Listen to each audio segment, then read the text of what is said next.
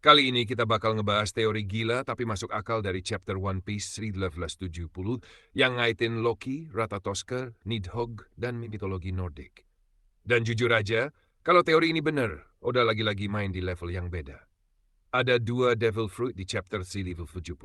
Menurut postingan dari Worst Gen Q, di chapter ini diindikasikan ada dua Devil Fruit. Yang pertama bukan dimakan manusia, tapi senjata Devil Fruit. Namanya disebut Ragnir dan yang bikin aneh, senjata ini bisa bergerak sendiri. Kalau kita ingat One Piece, ini bukan hal baru. Ada Fang Fruit, pedang yang makan Zoan gajah. Artinya, benda mati bisa hidup kalau makan Devil Fruit. Dan di sini Ragnir diduga punya kekuatan Ratatoskr. Ratatoskr, tupai penghubung dunia. Sekarang kita masuk ke mitologi Nordik. Ratatoskr adalah seekor tupai yang berlari naik turun di pohon dunia Yggdrasil. Tugasnya, menyampaikan pesan antara elang di puncak pohon ular raksasa Nidhogg di akar pohon tapi. Ratatoskr bukan sekadar kurir biasa, dia sering memutarbalikkan pesan, memprovokasi dan menciptakan konflik. Kalau kekuatan ini jadi Devil Fruit, itu berarti kecepatan ekstrem, mobilitas tinggi, dan peran penghubung konflik. Cocok banget kalau dipakai senjata. Devil Fruit Loki, Nihiwa Nidhogg. Nah, sekarang kita bahas Loki. Di chapter C70, kita belum melihat jelas wujud Devil Fruit Loki, yang terlihat cuma siluet dan bayangan. Tapi dari deskripsinya, banyak yang menduga ini adalah buah Nidhogg.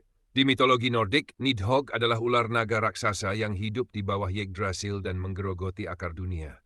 Simbolnya, kehancuran kebusukan dunia yang perlahan runtuh. Kalau Loki punya kekuatan ini, itu menjelaskan kenapa auranya gelap, destruktif, dan terasa seperti ancaman besar. Koneksi gila. Ratatoskr Nidhogg. Sekarang kita satukan semuanya. Ragnir, Devil Fruit. Ratatoskr Loki, pengguna utama Devil Fruit. Nidhogg.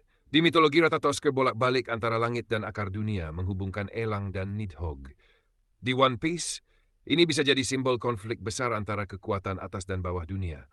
Oda mungkin lagi nyiapin perang ideologi kehancuran sistem dunia dan Loki sebagai pusat kekacauan.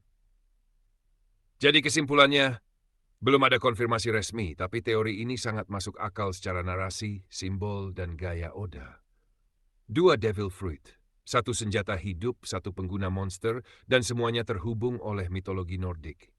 Kalau ini benar, arc ini bakal jadi salah satu yang tergila di One Piece. Menurut kalian gimana?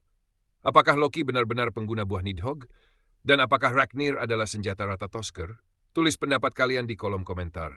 Jangan lupa like, subscribe, dan share ke nakama kalian. Sampai jumpa di teori One Piece berikutnya.